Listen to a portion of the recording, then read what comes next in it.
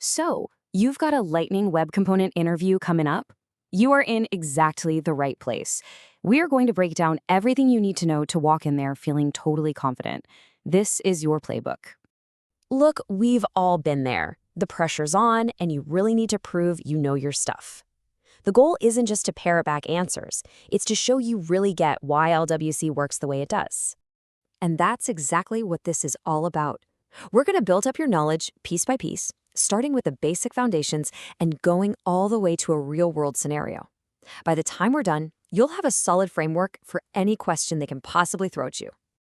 Okay, first up, the all-time classic LWC versus Aura. I can almost guarantee you're going to be asked about this. Interviewers love this question because it's not just about listing differences, it's about explaining why Salesforce made the switch and why LWC is the future. So what's the big deal? Well, the main difference is this. Aura was its own thing, a proprietary framework. LWC, on the other hand, is built right on top of modern web standards. That means it's much closer to the plain old JavaScript that browsers already understand, which makes it way more efficient and performant. So, when that interviewer asks, why should we use LWC? These are your killer talking points. It's way faster because it's so lightweight and close to the browser. It's where Salesforce is putting all its energy, so all the cool new stuff is going to be LWC first. And that last point, that's the mic drop moment. An LWC component can actually host an old Aura component, but not the other way around. That tells you everything you need to know about which one is in charge. All right, so that's the big picture. Now let's zoom in and look at the anatomy of a single component. What actually makes up a Lightning Web component? Knowing these building blocks is absolutely fundamental. Every single component is basically a little folder of files. You've got your HTML for the structure, your JavaScript for all the brains and logic, and you can have a CSS file for styling. But the one you absolutely cannot forget is the XML file.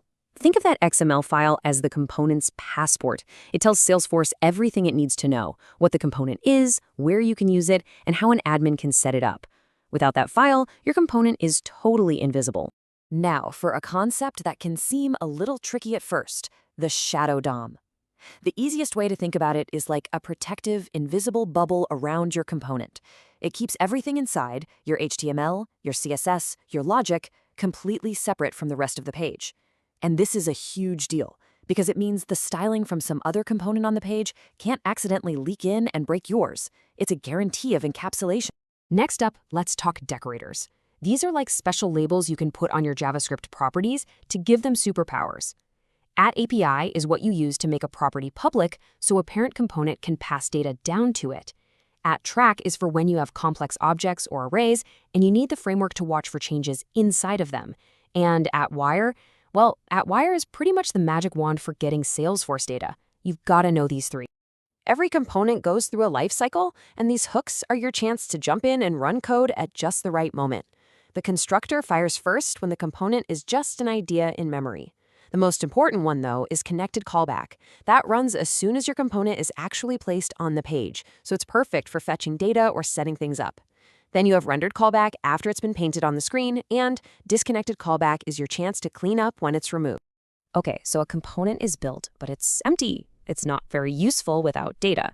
So let's talk about the two main ways you can get your LWC to talk to your Salesforce database using Apex. You've basically got two choices. The first is the wire service. Think of this like a subscription. It's perfect for getting data and then automatically keeping it fresh if anything changes. It's for reading data. The second choice is calling Apex imperatively. This is like making a direct phone call. You are in total control. You use this when you need something to happen on demand, like when a user clicks a button. This is also the only way to do DML, like creating or updating records. And if you remember just one thing about the wire service, make it this. Your Apex method absolutely must have the @Aura enabled cacheable equals true annotation. Why? Because the whole point of the wire service is to be super fast, and it does that by caching data on the client's browser. That little cacheable equals true is your promise that your Apex method is safe to cache, that it's read-only, and doesn't change anything. It's a huge performance win. So a component rarely lives all by itself on an island. You'll almost always have a bunch of components on a page that need to work together. So how do they talk to each other without popping those nice little shadow DOM bubbles we talked about? It really boils down to three main patterns you have to know. To get data from a parent down to a child, you use that @API decorator we already covered. To send information up from a child to its parent, the child sends out a custom event. And for two components that are just total strangers on the page, that's what the Lightning Message Service, or LMS, is for. It's like a public radio broadcast that any component can tune into. Let's quickly walk through that child-to-parent flow, because it's the most common. It's like a simple three-step dance. First, the child component creates a new custom event and stuffs any data it wants to send into a little package called detail. Second, it shouts out, hey, something happened, by dispatching that event. And third, the parent component, who's been listening for that specific shout, catches the event and can grab the data right out of it. Now, here's a little pro tip for a tricky question they might ask to see if you really know your stuff. What if a grandparent component, or even something higher up, needs to hear that event? By default, the event stops at the parent. To get it to keep traveling up, you have to configure your event with two special properties, bubbles true and composed true.